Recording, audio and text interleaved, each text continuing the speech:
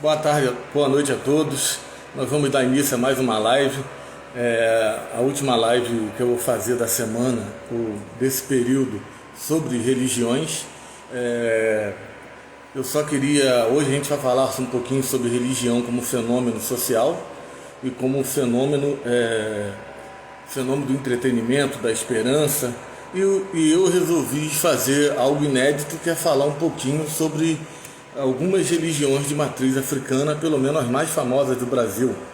E é algo extremamente incomum. Eu mesmo nunca pensei em falar sobre religiões de matriz africana, mas muita gente me pergunta, muita gente tem dúvida, e eu resolvi falar um pouquinho sobre ela.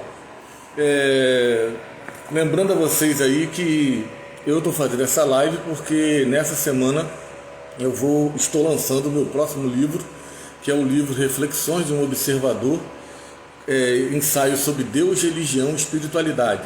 E esse livro chega de amanhã até terça-feira que vem.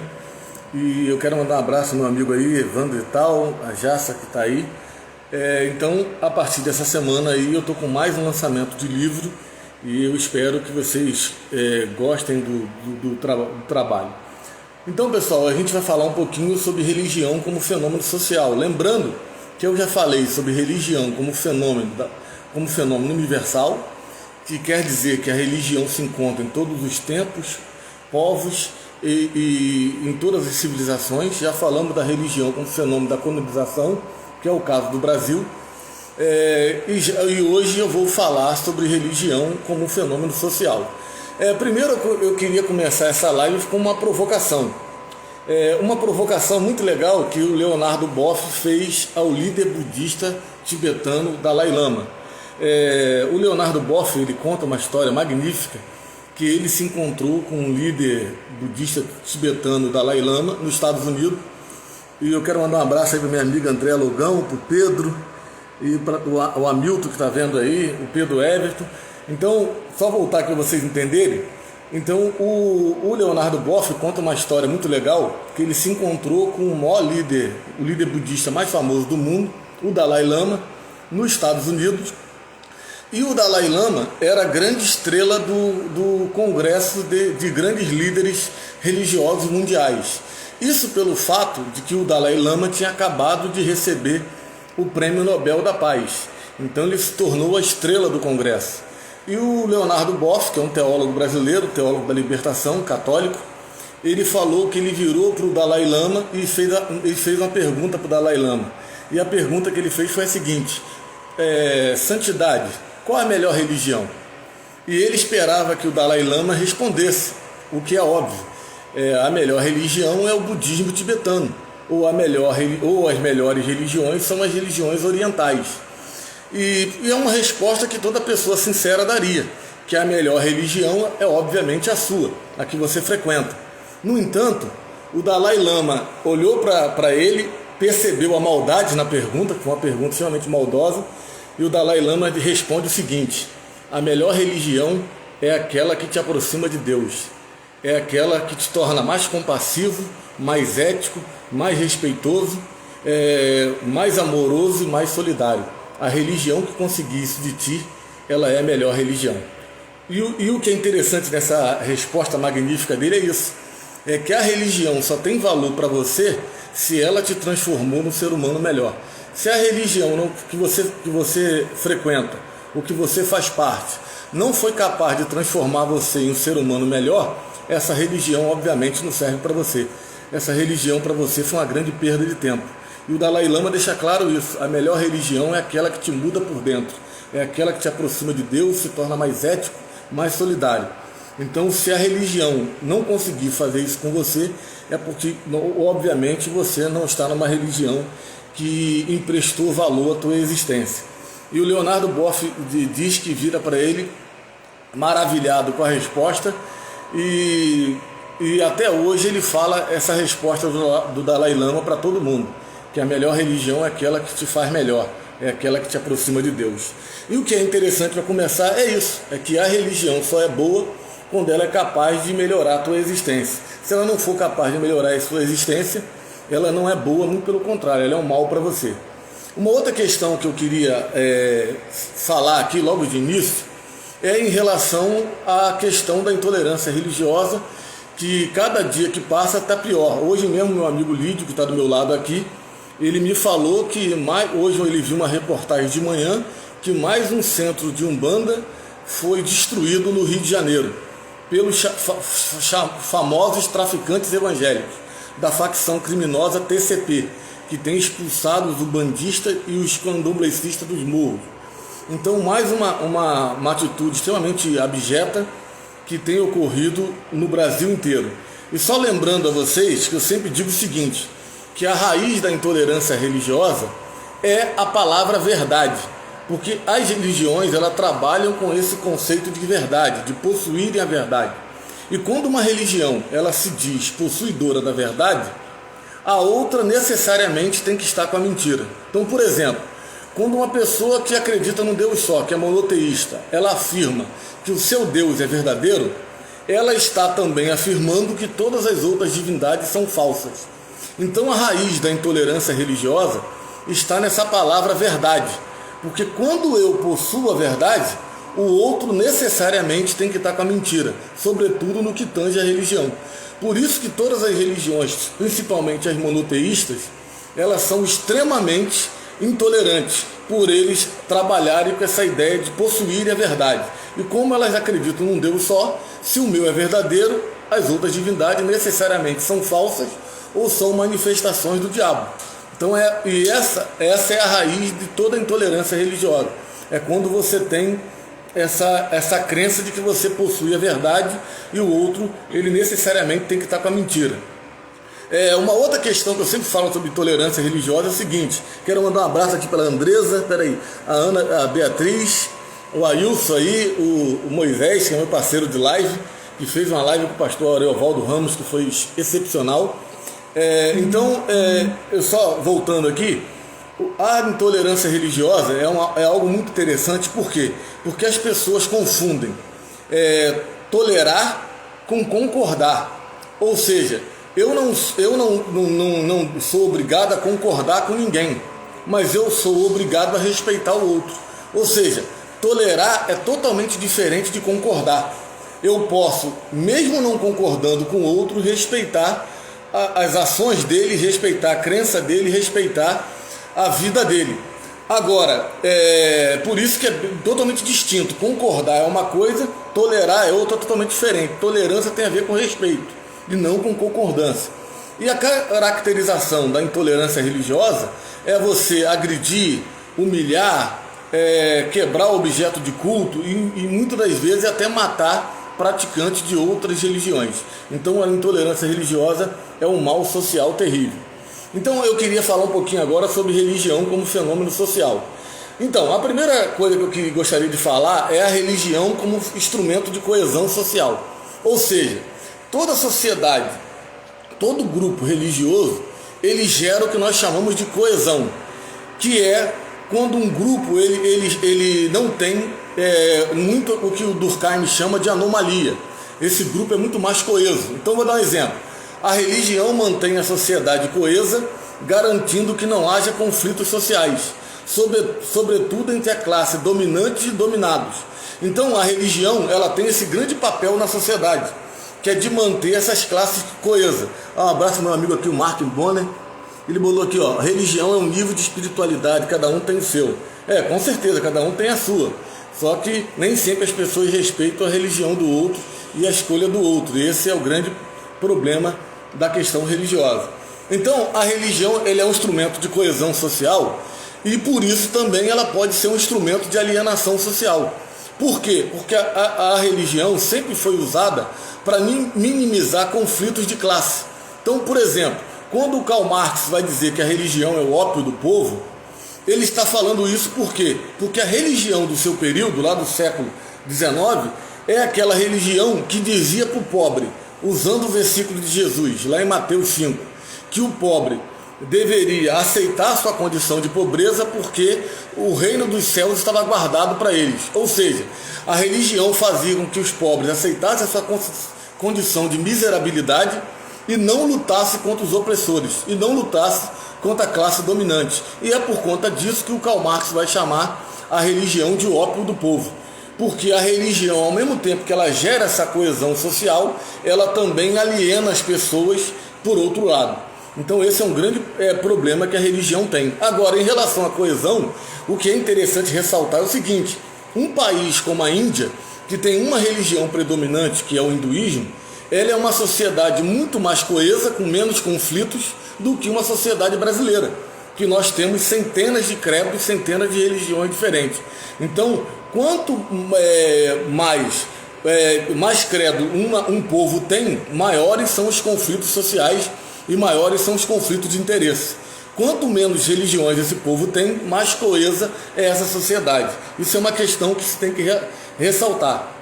Uma outra questão aqui que eu vou falar, que é interessante, inclusive tem várias pesquisas ao redor do mundo, inclusive pesquisa do último censo sobre religião no Brasil, que é o censo de 2010, e esse censo ia se repetir ano passado, em 2020, e não se repetiu por conta da pandemia. Então, o último grande censo sobre religião no Brasil, que o IBGE fez, é o censo de 2010. E nesse censo do IBGE, como em vários outros pesquisas no mundo, feita por universidade, perceberam que existe uma relação muito grande da religião com a escolaridade das pessoas. Ou seja, os últimos censos revelam o seguinte, que quanto menor é a escolaridade do indivíduo, quanto mais crédula e fatalista essa pessoa é. Ou seja, quanto menos estudo a pessoa tiver, mais fácil é para essa pessoa crer em Deus e crer em entes sobrenaturais. E em oposição a isso, quanto mais títulos acadêmicos, quanto mais escolaridade um indivíduo possui, menos religioso ele se torna. E normalmente, quando as pessoas extremamente bem educadas ou com títulos acadêmicos, eles se tornam religiosos, na verdade uma religião mais por tradição e por costume familiar do que uma prática constante na vida. Obviamente que tem as suas exceções, mas a regra, inclusive em pesquisa, demonstram isso, que quanto menor a escolaridade do indivíduo, maior a sua religiosidade, maior o seu fatalismo, mais em milagre esse indivíduo crê. E quanto maior for a sua escolaridade, menor seria a sua crença, menor vão ser a sua crença. E esse é um fenômeno muito interessante que tem ocorrido nos países europeus. Como a escolaridade é extremamente alta nos países europeus, esses países têm um nível racional muito grande, eles têm paulatinamente abandonado a religião. E é o que motivou um fenômeno chamado de pós-cristianismo, ou seja, as sociedades cristãs europeias, sobretudo nos países muito mais educados, com avanço educacional muito alto, sobretudo universitário, esses países estão abandonando as religiões paulatinamente e a população tem se tornado cética, ateísta ou agnóstica. Mandar um abraço à minha amiga Valéria Tuzzi e meu amigo Pedro botou aqui, esse voto de pobreza que os franciscanos fazem. Então, esse voto de pobreza que os franciscanos fazem nada tem a ver com a relação aqui no sentido social, não. Isso é um voto pessoal que começou com São Francisco de Assis, ou seja, e aqueles que seguem a ordem dele também fazem o mesmo voto do Francisco de Assis. Então é mais seguindo a pessoa abnegada do São Francisco de Assis do que uma questão social, como eu estou falando aqui. E uma outra relação que tem da questão social é em relação à religiosidade com a renda da pessoa. E o censo do IBGE, assim como várias pesquisas, como a Universidade de Oxford, demonstrou foi o seguinte, que quanto mais pobre uma pessoa mais dependente de Deus e de entes sobrenaturais ela se torna. Pois para essa pessoa falta tudo. Ela carece de alimentação, de educação, tem uma educação precária. Quando tem educação, depende de saúde pública, de políticas assistencialistas, ou seja, o viver sem acreditar em um poder superior na verdade, sucumbir à própria realidade da sua vida. Ou seja, uma pessoa pobre que não tem absolutamente nada, vou dar um exemplo aqui, que eu dei um exemplo na minha primeira live. Eu vou lembrar vocês aqui para vocês entenderem o que eu estou falando. Eu disse na minha primeira live sobre religião que eu fui comprar um livro de um líder ateísta mais famoso do mundo, que é o Richard Dawkins. E eu, quando fui comprar o livro dele, Deus um Delírio, eu contei para vocês que o meu irmão estava comigo e ele me perguntou que livro era aquele. E eu expliquei para ele que aquele livro falava que Deus era uma ilusão, era um delírio. E aí o meu irmão sabiamente virou para mim e perguntou: da onde é esse cara? E eu fui e falei: ó, ele é professor da Universidade de Oxford, na Inglaterra. E meu irmão virou para mim e falou: é muito fácil ser ateu sendo milionário. Eu quero ver ser ateu ganhando um salário mínimo e vivendo no Nordeste. Então, olha só, aquilo que meu irmão falou é a mais pura realidade.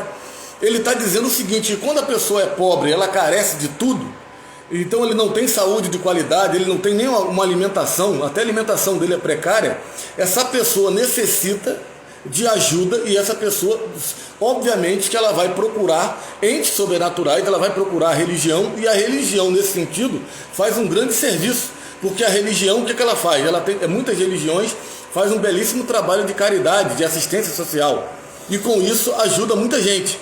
Então, quando a pessoa carece de tudo, obviamente que essa pessoa vai depender de entes sobrenaturais ou vai depender de deuses. Agora, acontece também o oposto. Olha só o que acontece.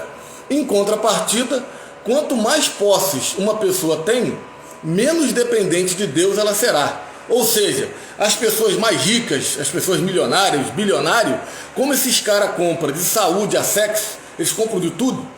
Eles podem ter a mulher que quiser, o homem que tiver, o carro que quiser. Eles têm helicóptero para levar ele para o hospital. Eu vou só dar um exemplo aqui legal, para vocês lembrarem do vice-presidente de Lula. Lula teve um vice-presidente, que é um caso muito interessante, o José de Alencar, que ele sofreu de câncer maligno por quase 18 anos. Foi um dos homens que mais tempo sofreu com câncer maligno. Mas o José de Alencar era o homem mais rico do Nordeste. Era um cara bilionário. E foi por essa grande intenção de Lula trazer um bilionário empresário para convencer a classe empresarial de que ele não iria implantar o comunismo, o socialismo, como todo mundo divulgava no Brasil. E o que é interessante dessa história é o seguinte: esse vice-presidente de Lula, ele se operou 18 vezes nos maiores hospitais do mundo, e o seu dinheiro fez que a sua vida prolongasse por longos anos, por 17 anos com câncer maligno rodando no seu corpo. Se fosse um pobre, estaria morto com 3 meses, porque o pobre, quando descobre o câncer, ele já está próximo de morrer. Então, ou seja, pessoal, quanto mais posses eu tenho, menos dependente de Deus e de entes sobrenaturais eu vou ser. E por conta disso, essas pessoas normalmente não vão buscar a Deus.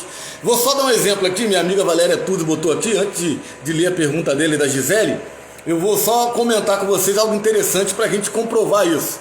Se você for no Jardim Esperança, aqui em Cabo Frio, tem ruas no Jardim Esperança que tem 12 templos, 12 igrejas. Se você for na Avenida do Contorno, aqui em Cabo Frio, não tem nenhum templo religioso. Se você for ali no Ipanema, no Leblon, na Avenida Litorânea ali, dificilmente você encontrará um templo religioso. Mas se você for em Acari, for na Rocinha, os templos religiosos estão empilhados um diante do outro. Por quê? Porque como a pessoa pobre ela carece de tudo, ela depende exclusivamente de Deus ou depende exclusivamente de seres sobrenaturais. Então a pobreza e a riqueza, ela tem totalmente a ver com a questão religiosa de cada pessoa. Então, até botei aqui, até os ateus americanos têm uma frase muito interessante, que eles falam que Deus é a bengala dos fracos. Eu lembro até no congresso que eu fiz sobre o cristianismo primitivo, um ateu falou isso para um doutor da Universidade Metodista. Ele falou assim: Deus é a bengala dos fracos. E o doutor deu uma resposta muito legal a ele, o teólogo. O teólogo virou para ele e falou assim: mas é por isso que eu acredito em Deus, porque eu me considero fraco. Eu não sou nenhum soberbo para achar que eu sou todo poderoso. Então essa é a grande, tem um colega que está falando aqui, mas essa é a grande realidade. Aí eu vou ler aqui, a Gisele colocou: entendimento cristão e espiritualidade são diferentes de religiosidade. Concordo plenamente, Gisele. Tem até um texto no meu livro que eu falo sobre isso, a diferença de espiritualidade para religiosidade. Uma coisa não tem nada a ver com a outra. Aí a Valéria disse aqui, a falta de cultura e educação aliena a sociedade. Automaticamente os mais pobres se chegam para a religião. Concordo plenamente, Gisele. Valéria. A maior prova disso é a situação da Europa hoje, né? Sim. As pessoas endinheiradas, que a fé foi só esfriando, né? Sim. O ateísmo cresceu de maneira Assustadora, né? Sim, então meu colega está falando aqui sobre o que acontece na Europa. Então, o que acontece na Europa são dois fenômenos. Um também da questão da escolaridade, sim, e o outro que é o fenômeno também da questão do dinheiro. Então juntou o dinheiro e a escolaridade. Só para vocês terem ideia, na Holanda, em 2 anos, fecharam-se mais de 10 mil templos.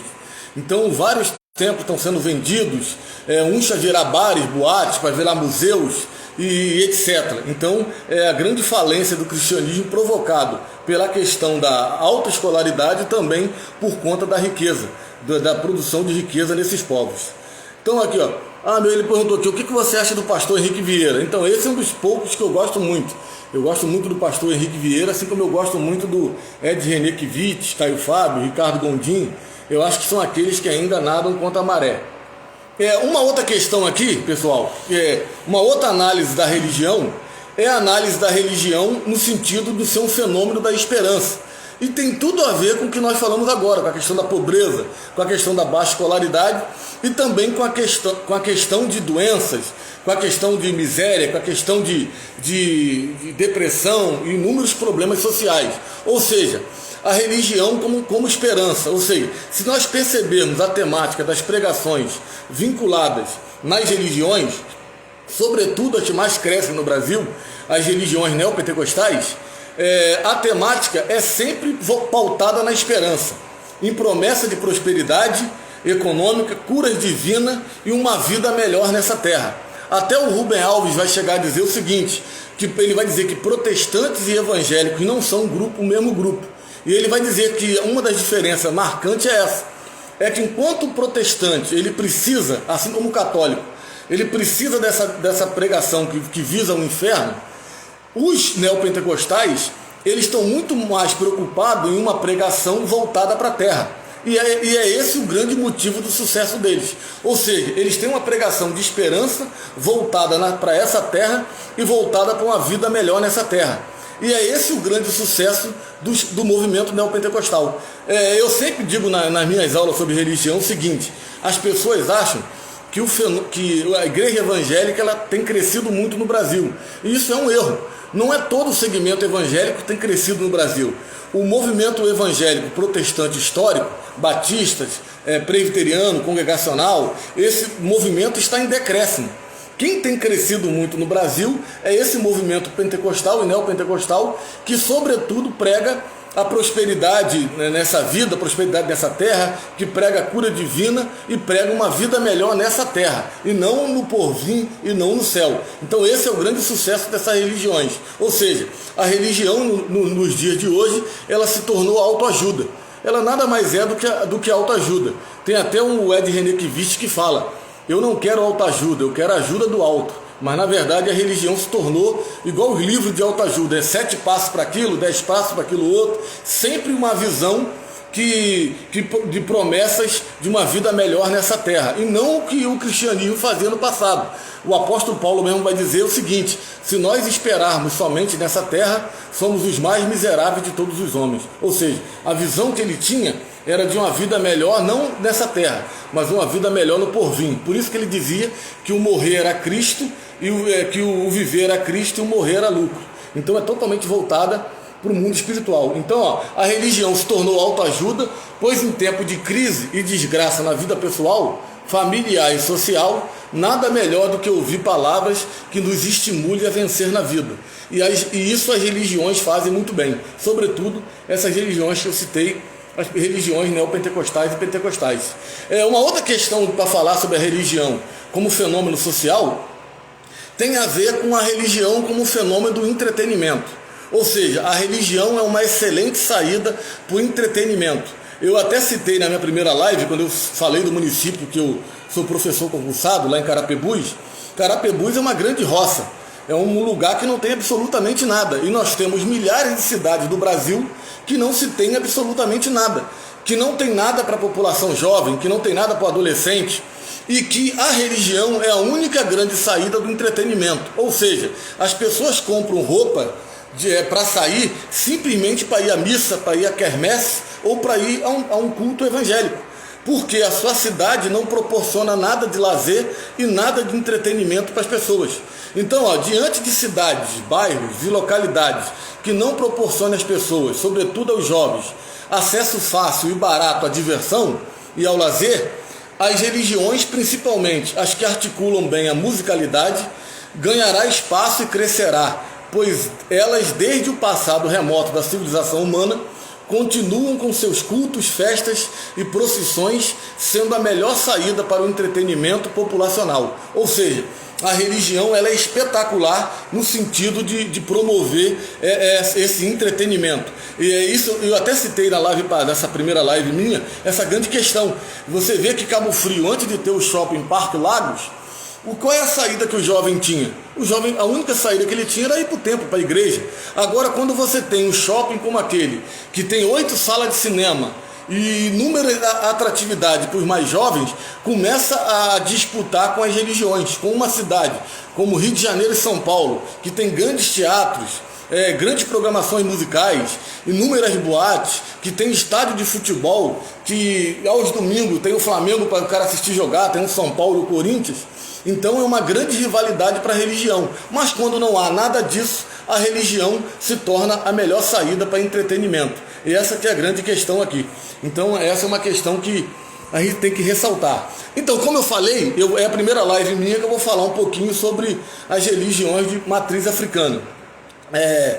E essas religiões, elas são chamadas religiões de matriz africana ou religiões afro-brasileiras, porque na verdade elas são religiões que surgiram no Brasil. Eu estou falando aqui da Umbanda e do Candomblé.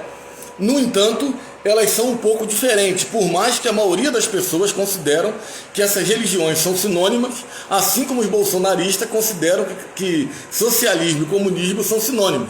E eles são um pouco diferentes. E essas religiões também, elas são um pouco diferentes. Então, aí deixa eu só voltar aqui, ó. Então elas são um pouquinho diferentes. Então, só para dar um exemplo, a Umbanda, que é uma religião brasileira, que foi uma religião muito nova, que tem aproximadamente aí 113 anos. Ela foi fundada em Niterói, no Rio de Janeiro, em 1908, e ela foi fundada por um homem chamado Zélio Fernandino de Moraes. E é interessante a história dele, porque ele é um cara que ia até entrar na Marinha, a história dele diz isso, e ele começou a adotar comportamentos muito estranhos. Por exemplo, ele tinha hora que ele aparentava que era um idoso, como um velho, e a família dele achou esse comportamento estranho e quis levá-lo ao médico. O médico também achou o comportamento dele estranho e indicou que a família o levasse a um padre. Mas na verdade a família preferiu levar ele a um centro espírita kardecista, levá-lo ao kardecismo. Então, nessa sessão espírita kardecista, identificaram o espírito lá do Zélio, e ele incorporou um caboclo, né, o caboclo da 7 encruzilhada.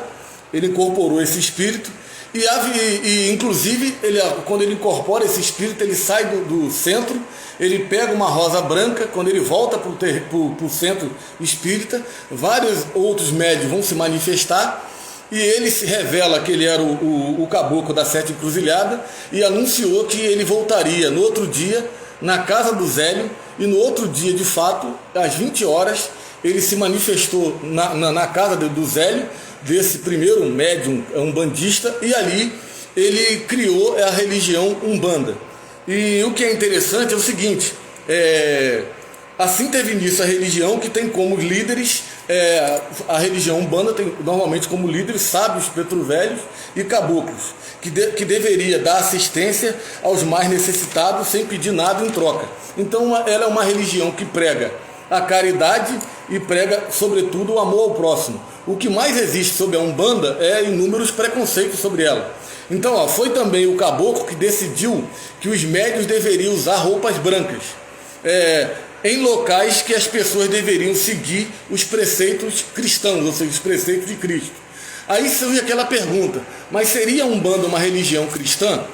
Então essa é uma resposta que é extremamente controversa. Por quê? Porque a Umbanda, ao mesmo tempo que ela segue preceitos cristãos, ela segue preceitos de outros sábios ou de outros grandes líderes religiosos. E ela tenta harmonizar o que esses grandes líderes religiosos fazem. Ou seja, ela segue os valores de um e também segue os valores de outro, sem que isso entre em contradição. Por isso que ela tenta harmonizar. Então, para a maioria dos umbandistas, Jesus é uma moral, ou seja, considerado um norte comportamental. A história de Jesus deve nos servir de exemplo, assim que interpreta os umbandistas, especialmente, sobretudo, o amor e a caridade. Por isso, na maioria dos terreiros, Jesus está representado de braços abertos, em cima do gongar, ou seja, em cima do altar. Ele sempre normalmente está representado assim na maioria dos terreiros. Então ela é uma religião que se considera uma religião monoteísta, ou seja, que acredita num único Deus, e cada terreiro chama esse Deus de nomes diferentes. Alguns terreiros vão chamar de Olorum, outros vão chamar de Tupã, Zambi e até Olodumaré. Então tem nomes diferentes para a mesma divindade. Independente do nome, eles consideram que ele é apenas um Deus criador de tudo e de todos. Então depois vem, também eles cultuam os orixás, que interpretam os orixás totalmente diferente como o candomblé interpreta. Então, os orixás, que são as virtudes do Criador individualizadas, então ele entende os orixás como virtude, como uma força impessoal, e não como é entendido no candomblé. Alguns desses orixás que eles usam na Umbanda é Oxalá, Ogum, Yansan, Nanã, Oxóssis, Ogum, Xangô, Omolu e alguns outros. Outras entidades se manifestam também no culto na Umbanda, como o caboclo, como que está relacionado aos índios, como os preto velho, que estão relacionados a ex-escravos, pessoas que foram escravizadas e que é um espírito evoluído dentro da Umbanda. Essas entidades são consideradas espírito evoluído, como eu falei. Também tem entre eles o que nós chamamos de baianos, que são espíritos que viveram na Bahia, mas optaram por serem guias e ajudar quem precisa. Também tem os famosos hereis, tem até uma música de uma banda maravilhosa que fala, vai entender, o herê tem que ser moleque. Então os hereis são espíritos de criança e que sempre estão ali para ajudar e que também fazem algumas brincadeiras e tal, sobretudo no dia 27 de setembro, quando tem o dia de Cosme e Damião. E já os preto velhos são cultuados no dia do meu aniversário, o dia 13 de maio, porque é o dia da libertação dos escravos. Também tem na Umbanda, que também se interpreta diferente do candomblé, os Exus, que são os masculinos, e as pombagiras no feminino. E que as religiões cristãs interpretam esses espíritos como o demônio. Mas, na verdade, na visão da Umbanda, tanto o Exu como a pombagira são mensageiros dos orixás. Normalmente, ou seja, para o umbandista, esses espíritos já viveram diversas encarnações, mas se encontram em estado evolutivo superior, que os permitem ajudar pessoas. Ou seja, a visão que a Umbanda tem dos Exus da pombagira é totalmente diferente daquela que os cristãos, o católico, o protestante, têm desses espíritos. Então eles são liderados por um homem e uma mulher chamado de pai e mãe de santo, e as pessoas que estão abaixo dessa autoridade são chamados de filhos de santo.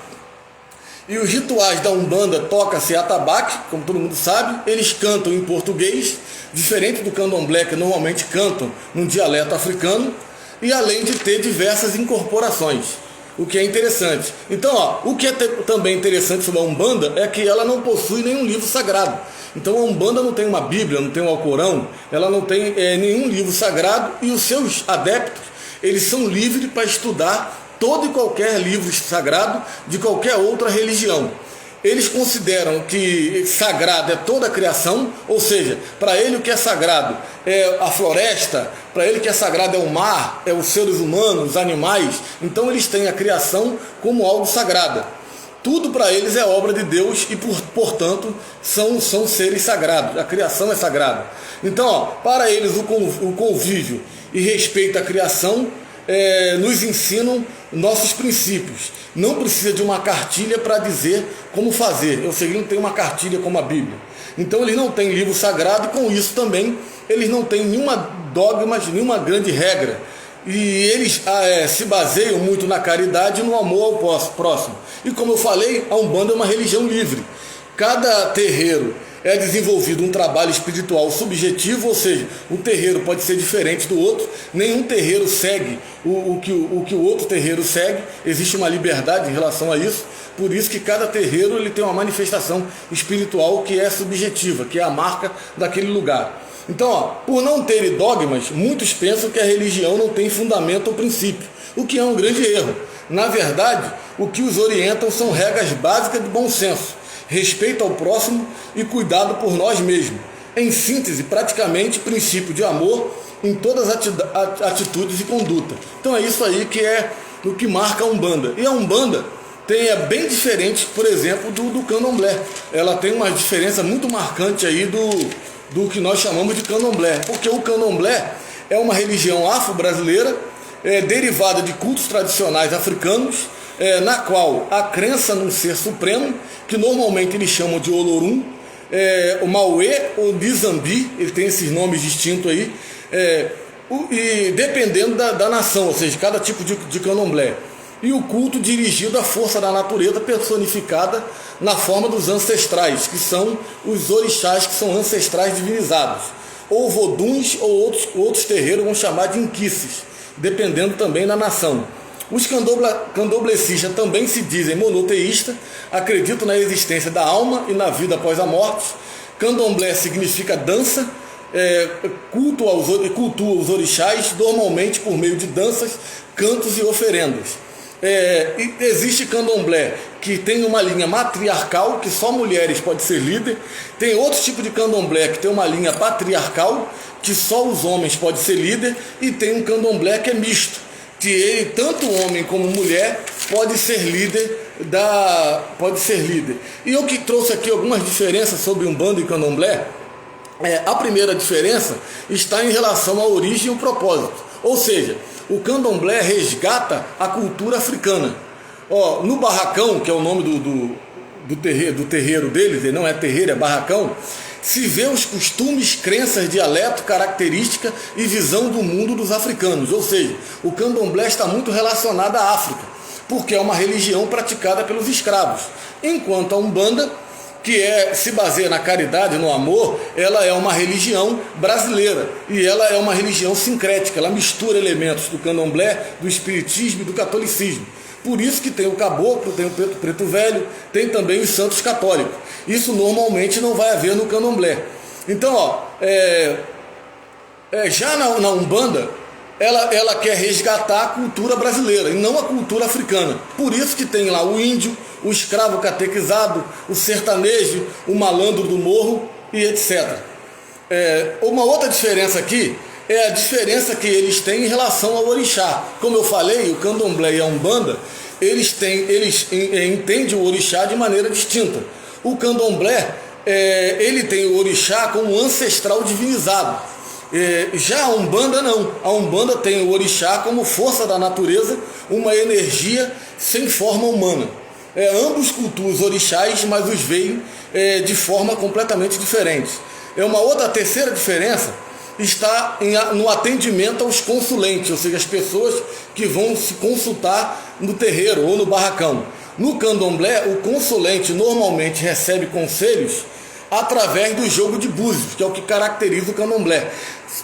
Só falando sobre isso, fazer um adendo aqui, eu vi uma entrevista essa semana de um pai de santo no Jô Soares, um pai de santo da Umbanda, e a primeira pergunta do Jô Soares para ele foi se ele jogava búzio. E o pai de santo falou para o Jô Soares, mas jogar búzio é do candomblé. E todo mundo acha que o Jô Soares é um gênio, que sabe de tudo, e ele não sabia uma coisa tão simples, que o búzio pertence ao candomblé e não pertence à Umbanda. Isso é para mostrar que a sociedade às vezes acha que pessoas são tão grandes intelectuais e não é nada disso. Então já a questão da Umbanda, a questão do atendimento aos consulentes, a Umbanda, o atendimento ao consulente é através da incorporação, ou seja, de um médium manifestado por uma entidade. Então não é totalmente diferente do que acontece no candomblé. Uma outra questão também, a quarta diferença, é em relação ao sincretismo religioso.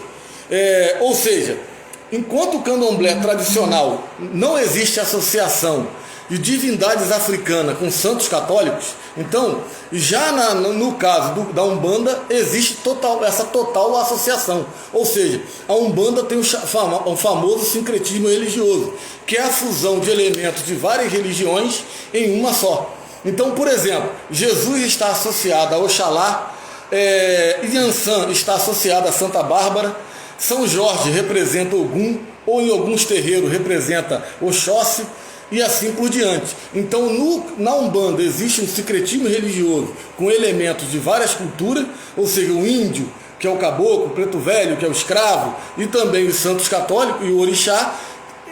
Isso não ocorre no candomblé, porque o candomblé ele cultua normalmente somente os orixás, que totalmente bem diferente do que ocorre na Umbanda. Então, meu amigo Arlindo botou aqui, parabéns pela pesquisa, bem feita sobre a Umbanda. Obrigado aí, Arlindo. Minha amiga Silva botou aqui, muito bom, que aula maravilhosa, obrigado. Então existe uma quinta diferença também entre a Umbanda e o candomblé em relação à iniciação. Ou seja, o candomblé tem diversos procedimentos iniciatórios ou preparatórios. Isso quer dizer o seguinte, que não a pessoa tem que ter um procedimento para ela entrar, para ela ser adepta daquele terreiro, daquela nação. E também esses procedimentos, esse rito de iniciação, eles vão se repetir de acordo com o tempo. Então nós temos rito de iniciação no primeiro ano, no terceiro ano, no sétimo ano, sempre vai haver. Ou seja, o adepto passa por diversas iniciações antes de ser reconhecido como alguém do terreiro. Já o caso da Umbanda, não necessariamente tem esse rito. A maioria dos terreiros não tem o rito. Ou seja, normalmente, a Umbanda, tradicionalmente, o indivíduo ele se torna adepto ao vestir a roupa branca e ingressar no terreiro. Ele já passa a ser um bandista. Então o candomblé é muito mais, eles pedem muito mais coisas em relação a se tornar daquela religião do que a Umbanda. Normalmente a minha irmã mesmo já foi, nem deveria falar, mas já foi um bandista há muitos anos atrás, e simplesmente ela usou branco e participou do terreiro, não teve nenhum grande rito de iniciação. Então, apesar que alguns terreiros pedem o rito, mas a regra é que a Umbanda não tem esse rito e que o candomblé possui inúmeros ritos. Vou botar aqui, o Arlindo botou aqui, a melhor religião é aquela que não torna a pessoa melhor. Concordo. O amigo Carlos Vermelho colocou aprendendo, Gisele, muito bom, obrigado. A sexta diferença aqui, a sexta diferença é a presença de espíritos desencarnados. Ou seja, o candomblé tradicional, não vamos encontrar a presença desses eguns, que é o nome que eles chamam, de eguns, ou seja, de espíritos desencarnados. Ali manifesta-se tradicionalmente somente os orixás. Como eu falei, ela é uma religião voltada para os cultos africanos. Já na Umbanda, é normal ter a manifestação desses espíritos desencarnados, ou seja, desses ancestrais, que retornam para orientar e para guiar as pessoas. Então, no candomblé não vai haver essa manifestação de espíritos desencarnados somente dos orixás, enquanto a Umbanda vai haver essa manifestação. Então, essa seria aí a sexta diferença. E a última grande diferença é o sacrifício animal. O sacrifício de animais ocorre no candomblé, tradicionalmente. Por quê? Porque como o candomblé ele é uma releitura da África, na África sempre ocorreram sacrifício aos orixás. Então, existem porque a religião quer resgatar o que havia na África. E na África se sacrificava animal para divindades e para os orixás. E distribuir aquele axé, ou seja, distribuir aquela carne para a comunidade. Então eles sacrificam os orixás e depois a comunidade come a carne. Normalmente tem festejos e tudo. Já a Umbanda, tradicionalmente, não se encontra essa prática de sacrificar animais. Tem até algumas Umbanda que tem essa prática, mas essa prática sempre foi uma prática exclusiva do candomblé e não uma prática exclusiva da Umbanda. Então, essas duas religiões de matriz africana têm muitas diferenças, sobretudo porque o candomblé ele tenta resgatar Toda religião africana encontra a Umbanda é uma religião sincrética, ou seja, ela mistura elementos de várias religiões. Por isso, como eu falei, no altar, no gongá da Umbanda, você vai ver a figura de Jesus, como você vai ver o caboclo, você vai ver os santos católicos, totalmente diferente do que acontece num barracão de candomblé. Então essas religiões, elas são extremamente distintas uma da outra. Então, minha amiga está perguntando aqui, ó, você é adepto de qual ou pratica alguma? Eu não sou adepto de nada, mas eu já fui muito em terreiro de Umbanda e Candomblé com a minha avó quando eu era muito pequeno.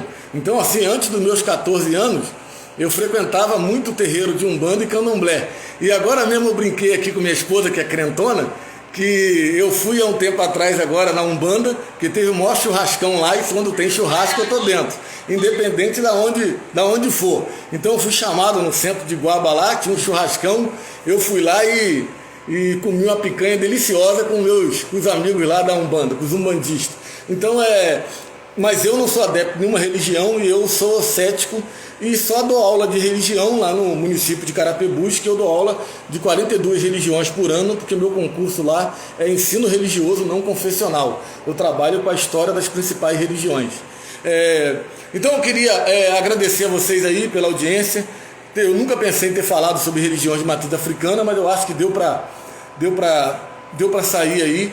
E eu espero ter esclarecido a vocês, e eu sou muito grato aí pela participação de todos. Eu só vou ler a última aqui que o Leandro Alves colocou, a ótima aula. Eu nunca tinha procurado saber a respeito dessas religiões. Então, esse que é o grande problema. Enquanto o catolicismo e o protestantismo existe aula nas escolas, a Umbanda, o Candomblé e outras religiões importantes do Brasil e do mundo não tem aula sobre ela. Mas lá em Carapebus eu dou aula sobre todas essas religiões e como eu não tenho religião nem tenho interesse de converter ninguém, os meus alunos gostam muito das aulas e eu, em 8 anos que eu vou fazer agora no município de Carapebus, com 12 turmas por ano, eu nunca perdi um aluno e todos os meus alunos adoram assistir aula sobre história das religiões.